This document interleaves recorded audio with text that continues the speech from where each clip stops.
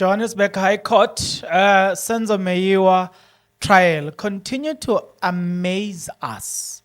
So we can't stop talking about what is happening in the Meyiwa case. Definitely sure you want to know. Today, Advocate Mshololo'S decided to take the stand and some of the questions that he asked, I'm not going to go through everything today intentionally, so I'm not going to do that today. But some of the questions that Advocate Mshololo'S asked today, it's very important, right? Look, Advocate Mshololo'S Uti asked that the picture be beamed. So the picture was beamed where accused number 5 and 3 where Loco were standing together. Mshololo'S refers to the version of accused number 5 that they were at George Koko and asked Pinkim to check against the record. From the version I put on Friday, accused number 5 says he was with accused number 3 at 1728 at George Koch. I have an entry at 1734, which states it was picked up at the Ben Rose Tower on the 26th of October 2024. Mshololo'S, where is Ben Rose? Because that becomes important going forward. Mshololo'S bearing the case. Like, they are continuously bearing the case. So Mshololo'S, where is Ben Rose? That's what she asked. It is in the vicinity of Johannesburg. So at 1728 to around 34. Now, let me give you this and let me make you understand something here. The reason this becomes important is simply because Zungu saw them. According to Zungu, they were with him at at Mshololo'S hostel. Now, the distance between George Koch, to those who doesn't know the distance, it's a very, very big distance, right? I know the area. Unfortunately, I know both of these two local places, right?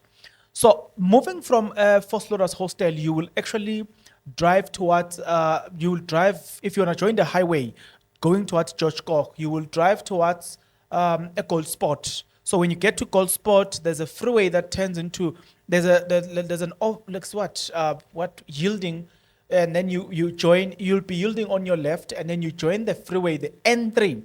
The N3 we are talking about is the N3 towards Sentin, towards Pretoria, if you want that N3. If joining that N3, you will go straight as if you are going to Durban, and then at the off ramp here around Jimistin, there's a PPC cement on your left. After that PPC cement, there's an off ramp. You'll yield to the left. The boat will be written Johannesburg. When you yield to your left, you are joining M1. But before we continue with this one, wait a minute. Join me as you do this. If you are not yet subscribed, what are you waiting for? Come on, good people, because to subscribe it is free, to like the video it is free, to comment in the comment section below it is free of charge, to click the notification bell it is free of charge, to share this video it is free of charge, to watch this video until the end it is free of charge. Also, good people, come on, to watch the ads it's free of charge, and that's how you financially contribute to this YouTube channel. Speaking about financially contribution to the channel, you can become a member of this YouTube channel from as little as 20 Rand a month. You can also use the Super Thanks button. In case you don't want to do that, guys, there is a way where you can use my media company banking details to donate to the channel, and you know what I'm saying? Will bring you more, and also guys want to buy more equipment. So the power is in your hands. Please do the honorable thing as we proceed. As I was saying, so you see a board or a sign saying Johannesburg. We are still on the N3. It's gonna be N3 or what and N12 or whatever between the two, but it's still the same road. It's still the same thing anyway. So you'll see a board written Johannesburg, and then it's 2 lanes that will be turning towards. When it turns this, it is going towards, you are joining, I think it's M1. This M1, you use this M1, you go straight, you will pass the road that will have taken you to Denver Hostel. Denver Hostel is not far from George Koch. So before you enter Johannesburg, you would have off-ramped to either Denver or Look. So this distance that I'm telling you about, it's not a distance that you can travel at the shortest time. Never. It's not this distance requires a bit of requires a bit of time. So the distance that I'm telling you, if you are driving here, you are looking at about you're looking at from 30 to between 25 minutes, 30, 40, depending on your driving, obviously, and the traffic as well. So if they were picked up at Johannesburg, George Koch Hostel, then you must ask yourself a question. When did Zungu saw them? The reason I'm giving you this clear description about the distance, it's so that you can get an idea, Uguti, if Zungu saw them, where did Zungu saw them? Where were they? If he had sold them, because if he said he saw them, right? Now that I've painted the picture, that the distance is this long, right? The distance is this long from Foster's Hostel to George Koch Hostel. Zungu said he was drinking with them, but the Pinky, the Vodacom expert, says no, actually, these people, their phones were picked up there. Number one, not only did they expose the stage, but they've also exposed Zungu, the key witness. Number three, they've exposed Stain. Number four, they've exposed Uhos, who came there, decided to tell us lies. Now we're getting to, look, we're seeing it for what it is. Now that I've said that, so some of the things here I'm going to take on tomorrow. The accused says he moved from George Koch on the same day, see the movement on the same page, right? At 1740, you have City Deep area picked up until 1809. Now, George Koch and City Deep area, they are not far apart. If you are around George Koch, going around City Deep area, depending on where exactly you are looking at around 10 minutes, depending also on your driving and traffic as well. So to me, it's not a shock as well to see that around 9 past 6, 20, around you have City Deep around 1740 to 1810, 9 past 6. It is the distance, it's very close. It's very close. But remember that George Koch is not far from Joburg as well. Denver, City Deep, those areas are just as you are about to enter Joburg. If you are entering Joburg, especially using the M1, right? So those areas, whether you like, even if you're traveling on N17, you will off-ramp to I think it's, I forgot that one, the road that you're going to be off-ramping on. Those areas, especially if you are driving from N17 going towards Joburg, you're going to off-ramp on your left and then you're going to join this road. I forgot the name of that road that connects Joburg and Albertine. As you off-ramp on your left, join that road. You'll off-ramp on your left and then turn right from the road that is connecting Joburg and Albertine. As you turn right there, you'll find a bridge. You jump that bridge. From that bridge going forward, it's City Deep. So those areas, it is City Deep, right?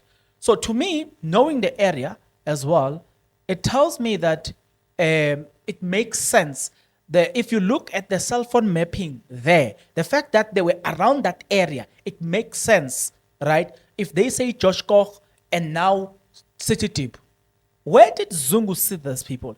So that's why I'm saying I'm going to take you step by step, right? And then you go to at 20 past 6, they were at they were captured by GP Tower, which is picked up also at Johannesburg. GP Tower is also around the area.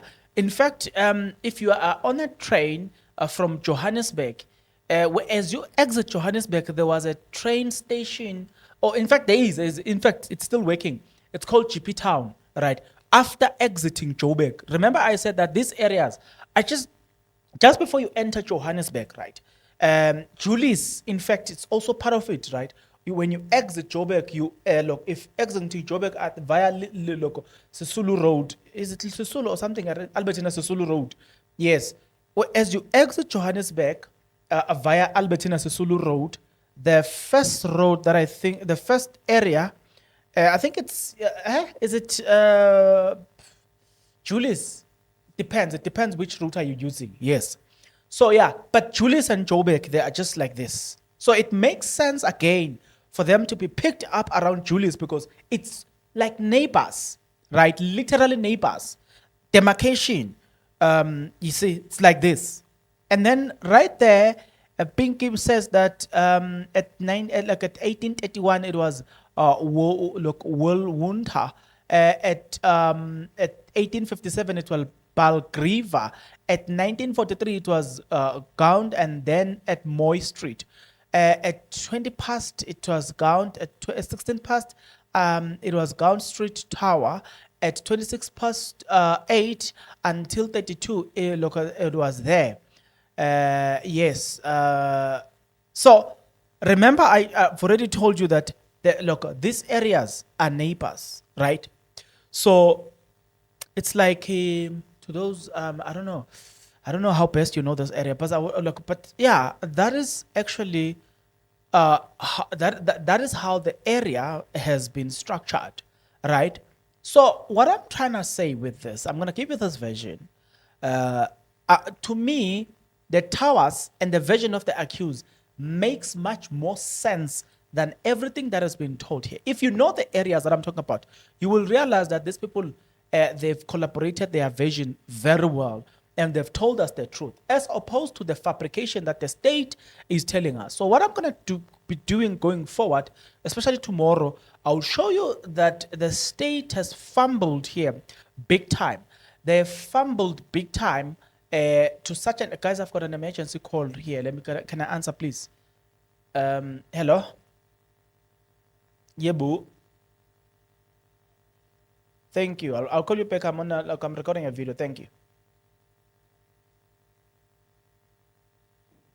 Sorry, guys, that was an emergency call that I needed to pick up. Somebody's, yeah. So I'll just have to finish this video here. I was intending to push it a bit longer, but because of this emergency call that I need to end the video and call you and then come back to you guys. So we will continue here. Remember that the case is going to be off until next week, Monday. Again, whose problem is it?